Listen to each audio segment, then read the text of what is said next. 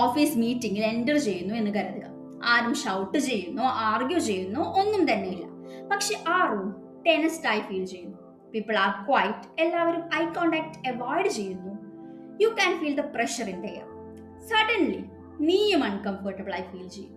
Brain പറയും എന്തോ പ്രശ്നമുണ്ട്, പക്ഷെ സത്യത്തിൽ നിനക്ക് ഒരു പ്രോബ്ലവും ഉണ്ടായിട്ടില്ല.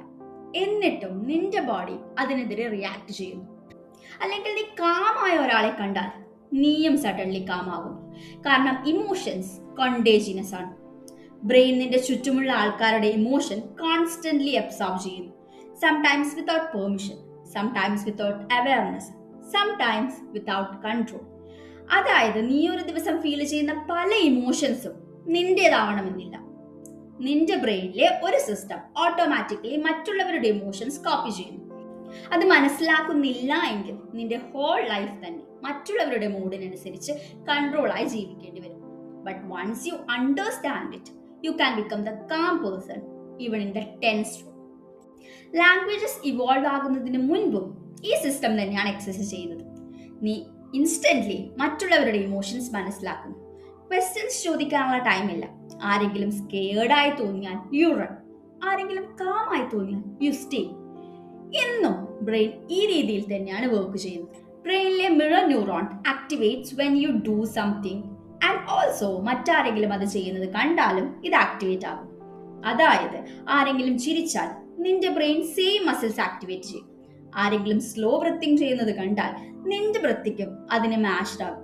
ആരെങ്കിലും ആങ്ഷ്യസ് ആയാൽ നിന്റെ നെർവസ് സിസ്റ്റവും ആങ്ഷ്യസ് ആകും. അതിനെയാണ് ഇമോഷണൽ മിററിംഗ് എന്ന് പറയുന്നത്. ബ്രെയിൻ മറ്റുള്ളവരുമായി സിൻക്രണസ് ചെയ്യുന്നു, നിന്റെ പെർമിഷൻ ചോദിക്കാതെ. ബ്രെയിൻ പറയും if you feel this may be I should feel it too. അതുകൊണ്ട് ഇമോഷൻസ് ഒരു ഗ്രൂപ്പ് മുഴുവൻ സ്പ്രെഡ് ആകുന്നു. A stressed person or a calm person can change the entire room. കാരണം നെർവസ് സിസ്റ്റം കോൺസ്റ്റന്റ്ലി സ്കാൻ ചെയ്തുകൊണ്ടിരിക്കുന്നു like A radar. ഞാൻ safe ആണോ danger ആണോ എന്ന ക്വസ്റ്റ്യൻസ് ചോദിച്ചുകൊണ്ടേയിരിക്കും. എന്നാൽ ഇന്ന് ഒരു റൂമിലെ ആളുകളുടെ ഇമോഷൻസിൽ മാത്രം ലിമിറ്റഡ് അല്ല, നീ സ്ക്രീനിൽ നിന്നും ഇമോഷൻസ് അബ്സോർബ് ചെയ്യുന്നു. Social media feeds your brain thousands of emotion signal every day. Anger, fear, outrage, drama, comparison. Brain അത്തരം ഇമോഷൻസും മിറർ ചെയ്യുന്നു. പീപ്പിൾ ഫിസിക്കലി പ്രസന്റ് അല്ല എങ്കിലും നിന്റെ നെർവസ് സിസ്റ്റം അതിനെതിരെ റിയാക്ട് ചെയ്യുന്നു. കാരണം ബ്രെയിനിന് real emotional signal and digital emotional signal തമ്മിലുള്ള ഡിഫറൻസ് മനസ്സിലാക്കാൻ സാധിക്കില്ല. അത് നിന്റെ ഇമോഷണൽ ബേസ് ലൈൻ ചേഞ്ച് ചെയ്യും. നീ കൂടുതൽ ആങ്ഷ്യസ്, റിയാക്റ്റീവ്, ഓവർവെൽംഡ് ആയി ഫീൽ ചെയ്യും.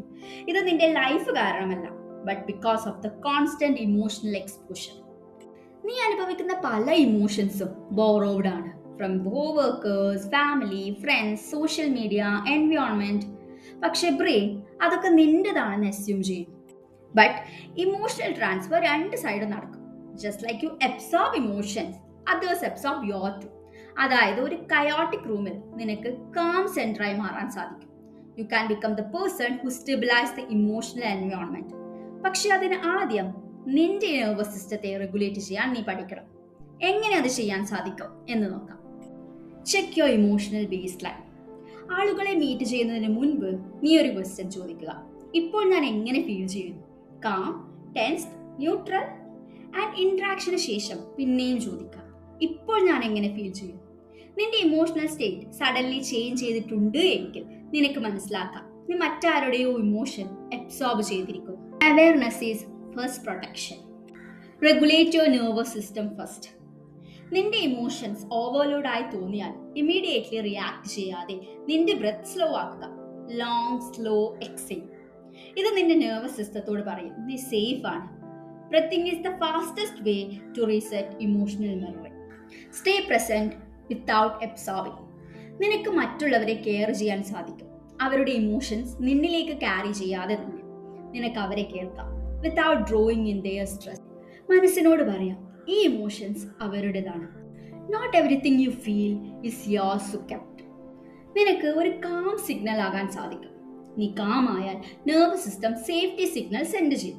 ആളുകൾ അൺകോൺഷ്യസ്ലി നിന്റെ ബ്രെത്തിങ്, ടോൺ, ബോഡി ലാംഗ്വേജുമായി മാച്ച് ആകും. നീ ഇമോഷൻസ് അബ്സോർബ് ചെയ്യുന്നതിന് കാരണം നിന്റെ ബ്രെയിൻ അതിനു വേണ്ടി ഡിസൈൻ ചെയ്തിരിക്കുന്നത് കൊണ്ടാണ്. മുന്നേ ഹ്യൂമണിന് സർവൈവ് ചെയ്യാൻ അത് ആവശ്യമായിരുന്നു. എന്നാൽ ഇന്ന് you must learn to use awareness. കാരണം ഇമോഷണൽ ട്രാൻസ്ഫർ നീ നോട്ടീസ് ചെയ്താൽ you regain your power. Room നിന്നെ കൺട്രോൾ ചെയ്യാതെ റൂമിനെ ചേഞ്ച് ചെയ്യാൻ കെൽപ്പുള്ള ഒരാളായി നിനക്ക് മാറാൻ സാധിക്കും. Calm is power and your nervous system is switch. ഈ വീഡിയോ എന്ത് പറയുന്നു എന്ന് നിനക്ക് മനസ്സിലായി എങ്കിൽ ഒരു കാര്യം പറയും. മറ്റുള്ളവരുടെ ഇമോഷൻ നിനക്ക് നിന്റേതായി എന്തെങ്കിലും ഫീൽ ചെയ്തിട്ടുണ്ടോ? എന്തുകൊണ്ട് എന്നറിയാതെ നീ അത് ചിന്തിച്ചിരുന്നിട്ടുണ്ടോ? Comment below. Your experience might help someone else to understand themselves.